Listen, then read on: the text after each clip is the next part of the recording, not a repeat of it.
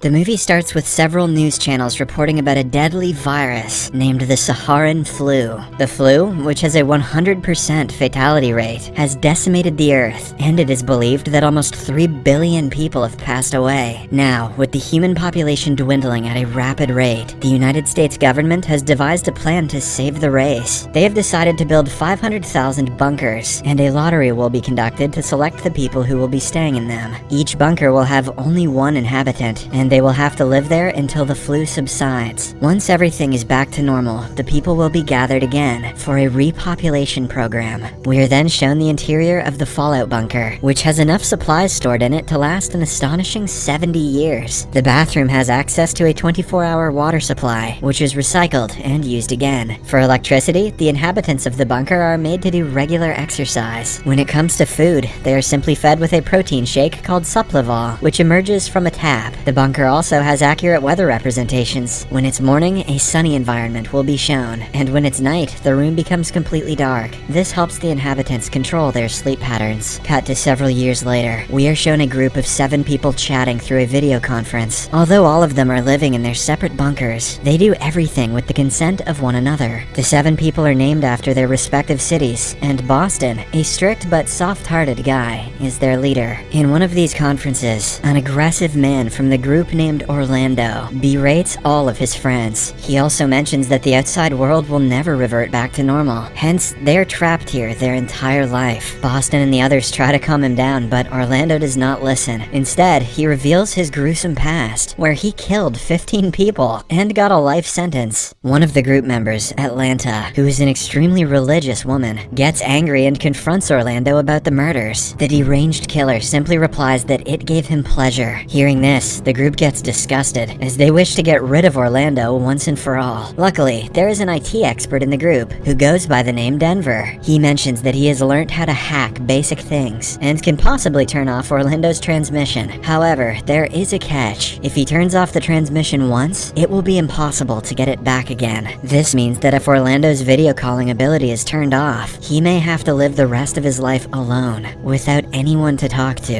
And you can be sure that's gonna make him want to kill more people later. The decision is a very tough one, so the group decides to take it to a vote. 3 people, Boston, Atlanta, and a man named Chicago, vote for Orlando's transmission to be cut off. However, a woman named Phoenix and another man, Houston, claim that the punishment is simply too severe, and hence vote against it. This leaves the decision up to the hacker, Denver's vote. But before he can speak, Orlando himself orders the group to cut off the transmission, claiming that he is sick of seeing their boring faces. Obliging to his request, Denver hacks the system and makes Orlando disappear forever.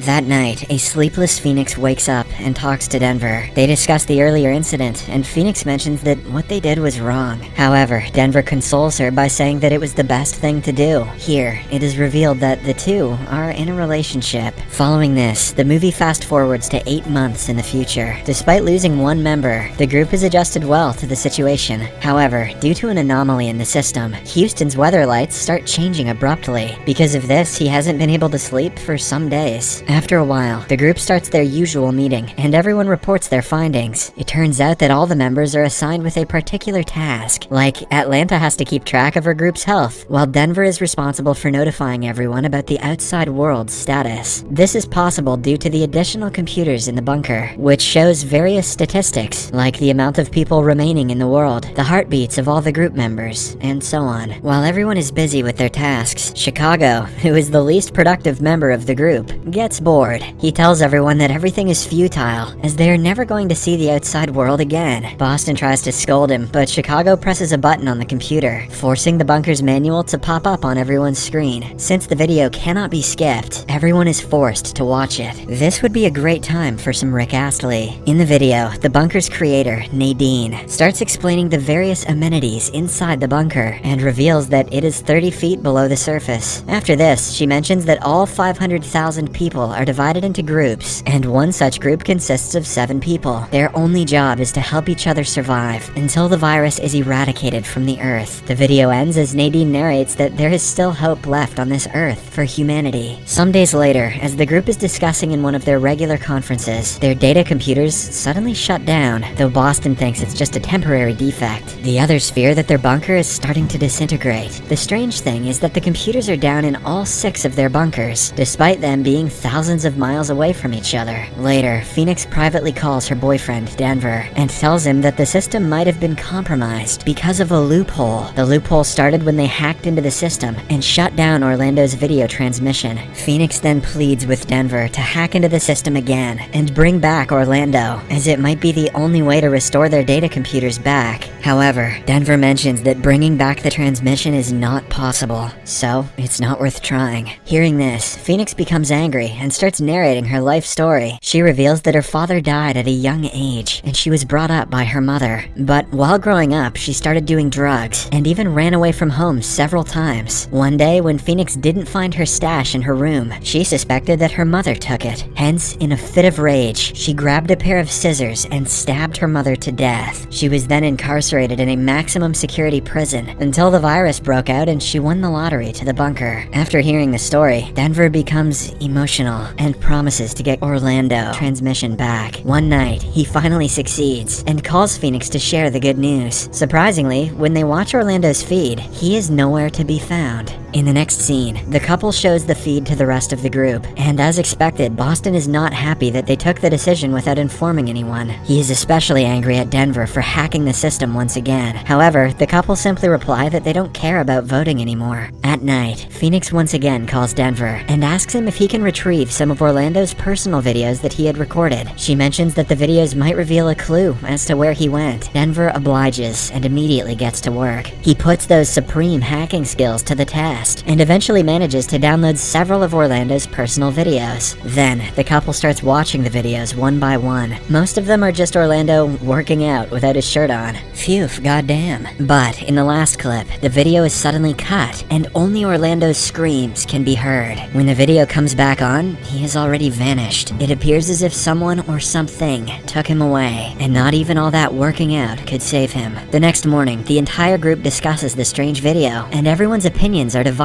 Boston believes that they are safe in the bunker, and that they are simply overthinking, but Phoenix asserts that they have to find a way to escape before it's too late. On the other hand, Houston has started to go crazy because of his damaged weather lights. He has not slept in over a week, and as a result, he too supports Phoenix's plan of escaping. However, Boston orders everyone to stand down until they have conclusive proof. Unfortunately, things take a turn for the worse that night, as a now deranged Houston starts banging his head on the wall. Everyone pleads with him to stop, but at this point, he has lost his sanity. Just then, Houston's video transmission gets interrupted, and audio of someone barging inside his bunker is heard. When the video is back on, Houston is already gone, just like Orlando. This shocks the group, and now, they finally believe that something is up. The following morning, Phoenix takes charge of the group, and instructs everyone to find something in their bunker, from which they can escape. Apart from the lazy Chicago, everyone agrees, and they start inspecting their places. The religious woman, Atlanta, is the first one to find a lead. She breaks open a pipe, through which the Suplavol protein is regulated in her bunker. As the entire group watches closely, Atlanta peeks through the pipe, and notices that there is a vacuum space on the other side. This confuses everyone, as the bunker is supposed to be 30 feet buried beneath the surface. But before they can ask anything, Atlanta's transmission is cut, and someone forcefully takes her away. Witnessing this, the remaining group is devastated, as they realize that anyone can be apprehended at any time. In particular, Chicago has lost hope for life. He slowly proceeds near the main door and commits the unthinkable, leaving everyone devastated.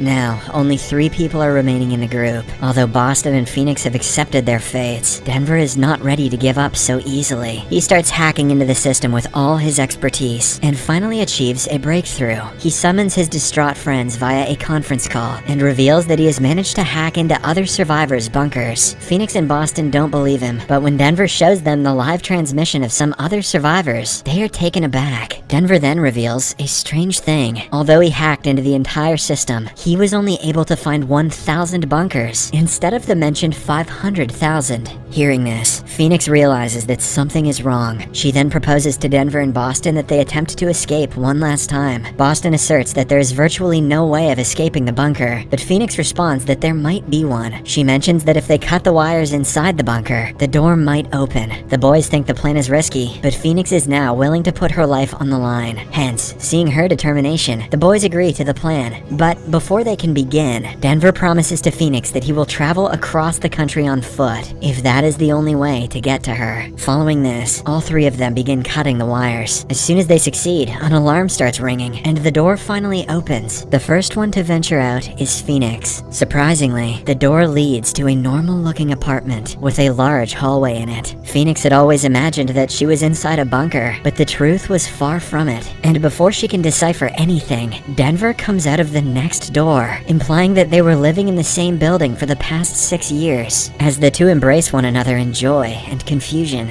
Boston also emerges from another door. In the next scene, the three begin investigating the strange apartment until they reach the terrace. After 6 long years, they have finally experienced the sunlight. Meanwhile, Phoenix climbs a staircase to get a better overview of the city. Surprisingly, everything seems to be running as usual. People are walking on the streets, and the traffic is crowded. A while later, Phoenix approaches her friends to share the news, but they appear to be hiding from someone. It turns out that 2 people, who look like policemen, are searching for the trio. As there is no way to escape from the terrace, Boston decides to create a diversion so that his friends can flee. The plan works, and the couple climb downstairs until they reach an office. Suddenly, the creator of the bunker, Nadine, arrives with a gun and threatens Denver to stand back. She also warns Phoenix to stay away from him, claiming that he is a dangerous person. Confused, Phoenix inquires about what's happening, and Nadine finally reveals everything. It turns out that the bunkers are specialized prisons, and all the people inside of them are prisoners. Criminals like Phoenix never got out of prison. They were simply transferred to the bunkers, as Nadine wanted to give them hope and a new purpose in life. Moreover, the Saharan flu never existed, and the news reports on TV were simply fabricated for the prisoners. Denver's speculation also comes true when Nadine mentions that only 1,000 prisoners are jailed in the bunkers. Then, Phoenix asks why the prisoners are being forced out of their bunkers, indicated by the several recent disappearances. Nadine explains that when Orlando was kicked out of the group, his video was somehow leaked to the public, and it caused a public outrage. They believed that such prisoners were given too much freedom and luxury in the bunker, and as a result, the government is ordered to shut down the project. Hence, they're pulling everyone out to make some changes in the bunkers, and putting them back in until they can find a space in the prison system for them. For the time being, their bunkers will be modified in such a way that the prisoners will have less freedom, and their lives will become more uncomfortable.